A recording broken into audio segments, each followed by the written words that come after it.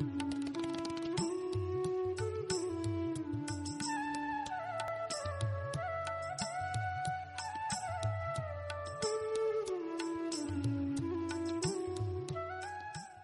guys, we are andblack Design Studio. It's head by two of us, Jwalant Mahadevwala and myself, Kanika. We started andblack about 9 years ago in Ahmedabad after we moved back to India from London. We've been primarily an architectural firm who also uh, generally specialize in parametric architecture and pretty much everything that requires design expertise. We've done projects ranging from big office buildings and proposals for bridges, schools and hospitals, to really small offices, interiors, even designing small handles and lots of pavilions and temporary structures. So with quite a huge array of design work under our belt, we try to kind of hide away from trends and try and give design solutions which are more timeless and something that satisfies us, something that we believe in is something that we put out there. I think there are a couple of things over here. Art to someone should mean what moves them, but then there is also something called an acquired taste. So I think I've traveled a lot. I've traveled the world. I've seen a lots of museums. I've seen lots of great artwork, and seen a lot of new upcoming artwork in new galleries all around the world. I think that exposure brings a very matured, acquired taste, but then also you have to be very well connected to what moves you. So what when you look at art and are you able to look at what's beyond in a way? So does that painting in a way or that artwork in a way talk to you beyond what's seen in terms of colors and in terms of everything that we consume outwardly? So does it move you from inside? So I think these are two factors at a very personal level, based on which I just maybe just observe artwork, not even select. That's how I observe and probably communicate to art or with art. Art, if you were to limit yourself to looking at art as artworks, as paintings, then yes, you'll hardly ever find a house or an office or a blank wall without a painting on it. Whether that painting is of a certain value comes as a secondary discussion. But very seldom you'll find blank walls, completely blank walls in a space. So to begin with, they're inseparable. A blank wall and art work is inseparable.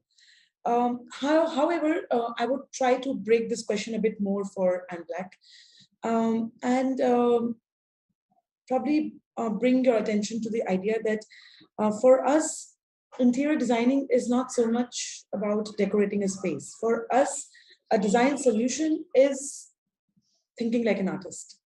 So a lot of work that we do, you will find us having internal discussions saying that let's celebrate this wall. Let's make this wall as an art piece and let's have the rest of the space very, very quiet and subtle. So for us, it's an absolutely integrated profession. Not just interior design, but design and art is integrated because the psyche behind it is the same. See, the client and designer interaction is not a one-day job. So when we talk to clients about having artwork in their project, so when we propose to clients that this wall should have this piece here, so we're actually convincing them for the vision, not for the artwork to begin with. So this interaction goes deeper. We talk about, and there are lots of architects in the past who've talked about educating the client as we go along in the project. So this work at the ground level starts when we get the project.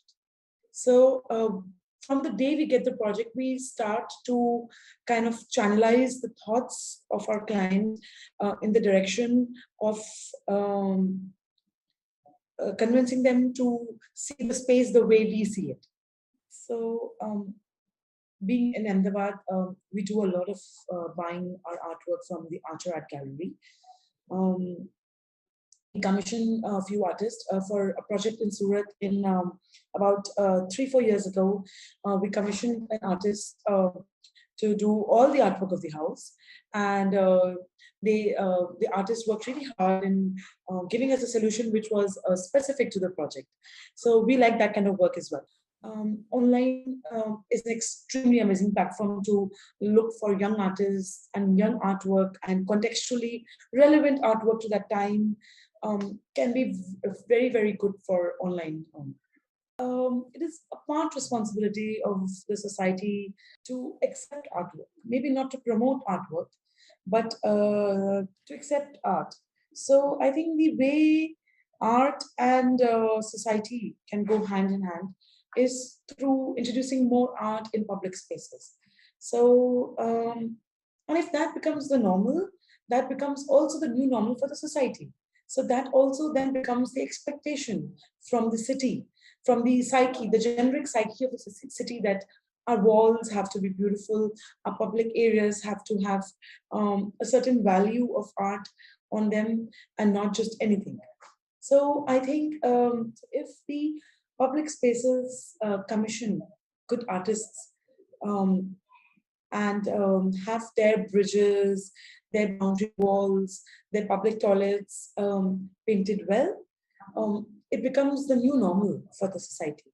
And hence, indirectly, the society ends up supporting that art by having the demand for it. It's a process that happens with a lot of joint effort between artists, between galleries, between investors, government, and the society itself, the generic society, the generic psyche of the society. So it's a combination that goes hand in hand, and together it builds a scenario where art flourishes and is accepted as well. An art event will definitely evoke an emotion in the society in general, in and around the art event. So I think these kind of things really generate an automatic awareness that kind of lubricates the idea of integrating art into the society. Thank you for having me. I sometimes use art as a way to kind of rejuvenate myself, not just seeing art, even kind of making some art. So I feel very rejuvenated. Thank you for having me.